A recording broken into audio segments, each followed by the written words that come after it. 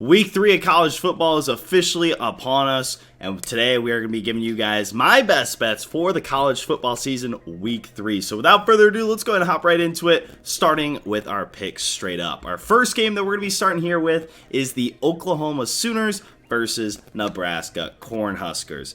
As everybody knows, Scott Frost has been just fired from the program, so a pretty big blow there. It may actually help them in the long run because that is just atrocious what he's done over there at that program. Horrible record, starting off the season 1-2, losing to Northwestern as well as Georgia Southern. So that is why our first pick is going to be Oklahoma minus the 11 points. Now, for every single game that you see today, I'm going to be showing you guys the best prices that you can get these picks from by using the websites, a bunch of different sports books. So for this first one, you can get it Oklahoma minus 11, the best value on Barstool at minus 108, with them money line at minus 400 on BetMGM. So for the second game here, we got the number one team in the nation, the Georgia Bulldogs versus the South Carolina Gamecocks. Now, Georgia, just an unstoppable force. I do have some concerns because I believe Arkansas is a really good team, like a top 10, 15 type team.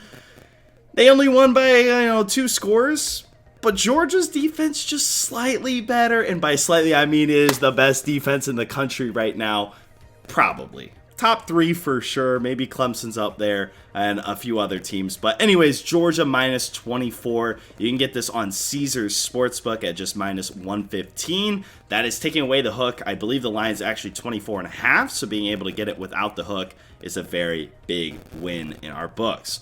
Money line opportunity. If you guys have WinBet, I know I've never used WinBet, but it's on there, minus 2,000. So if you have that sportsbook, hey, money line sprinkle, maybe drop $5,000 with a couple $100.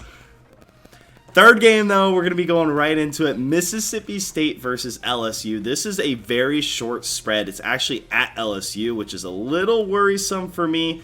Brian Kelly's still trying to figure things out. He doesn't really have the locker room entirely on his back, and he will definitely lose a majority if he hasn't already. After they lose this game, we're going to take Mississippi State minus the 2 points at minus 109. You can find this on MGM or DraftKings. Moneyline minus 130 if you're not a fan of this short spread. Maybe they're going to pull a Florida State again with LSU where it's a 1-point game.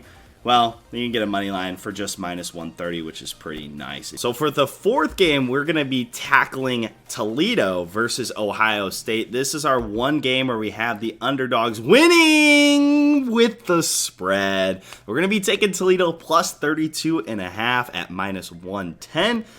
There are some sportsbooks offering plus 34 at just minus 145 to 150, somewhere in that range. So if you want to get that next little tier of points, or you get another little field goal of wiggle room, then there's that as well. Money line, though, pretty high, minus 10,000, but you can get that on FanDuel or MGM. I just think Toledo, they've played Ohio State close in the past. They've been blowing out the teams they've been playing, so I feel like a backdoor cover or just a straight out cover the whole game. They're staying within, 28 to 35 points, somewhere in that range. I just don't see Ohio State exploding yet. They haven't proven it to me so far. So until they can prove to me that they can blow out teams, like they weren't even able to blow out Arkansas State and cover that spread. So Toledo's a better team? Maybe. Well, this is our one underdog play of the day. Last game we're going to be tackling is the Utah versus San Diego State. This one, I really like Utah being able to just run the ball down San Diego State's throat, racking up that beautiful defensive effort. Again, they should have won that game at Florida, so in the mindset of them as 2-0, I'm liking them at minus 20.5 at minus 120. Again, just before 3 touchdowns, right in that range. If it goes up to 21 or 21.5, don't love it as much. But if you can get that right below 3 touchdowns, I think that's a pretty good win. They're also money line at minus 1,500. So moving away from the straight up picks, we're now going to be going into our juicy money line parlay. This is one that feels good throughout. It's a lot of favorites winning the game. They don't have to cover anything. But starting off, we're going to be taking NC State versus Texas Tech. Now, NC State had a horrible first game. Again, college football, there is no preseason, anything like that to get warmed up. Their second game made me feel a lot better about themselves. Texas Tech's quarterback was injured the previous game, so they may be starting a backup. So that's why I love NC State with the win. Next game, we're going to be following that bandwagon, the Trojans, USC, Lincoln Riley. He can score some points against anybody. He's known for not playing defense, but their defense has been playing actually decent. Against Stanford, put up about 20, 24 points, something like that against USC. Still, I think the offense, Heisman caliber and Caleb Williams, this looks like a pretty nice lock to me. Thirdly, we're going to be taking on Cincinnati versus Miami of Ohio. Cincinnati looked very good against Arkansas. Arkansas, again, a top 10 team in my eyes right now. And with them playing them in a one-possession game, blowing out their second opponent for Cincinnati, this is just a MAC team that cannot hang with the pure talent of Cincinnati and Luke Fickell, which is why we're going to be taking them. Fourthly, we're coming up here on UCLA moneyline versus the South Alabama Jaguars. Now, this game is one of the tricky ones on here. UCLA should just be able to out-physical and just run down the entire field, running the ball throughout. They have a more experienced team and just a bigger team in general, I believe. Their offensive players, offensive line is about 80 to 100 pounds different than the South Alabama Jaguars defensive line. So just a huge disparity. They'll be able to lean on them throughout the game, and that's why they'll be able to pick up the win. Same thing kind of applies here for this Air Force versus Wyoming game. Air Force, the triple option threat. They've been running the ball over 500 yards on the ground in their first two games, and Wyoming allowed about 250, I think 300 yards to Illinois on the ground as well. So just a not good team against the run. I think Air Force is just going to be able to run all over these teams. Next up, we got Utah versus San Diego State. We've already talked about this before. I think they're going to cover the spread, so why wouldn't they win the game outright? So that leads us to our next game. This one, also a tricky game. I'm buying low and expecting to sell high here. Notre Dame versus Cal. Notre Dame just lost to Marshall. Absolutely embarrassing event there.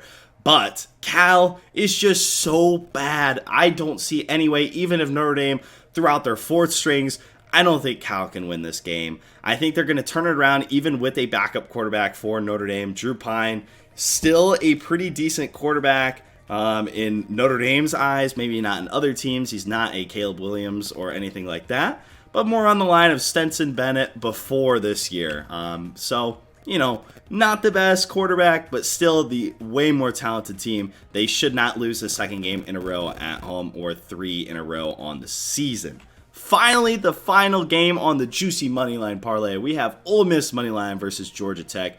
Georgia Tech is absolute dog water. They are so bad. Their coach may get fired here if they continue to lose. They do have a good defense. Their offense can't do anything. So Ole Miss, they'll be able to score some points. I also love the under in this game as well. I believe it's at 65 or something crazy. Ole Miss hasn't shown me that they're going to be able to score 65 on their own or get anywhere close to that. And Georgia Tech sure as heck can't score anywhere in the 30s. So that's why I like Ole Miss to win this game.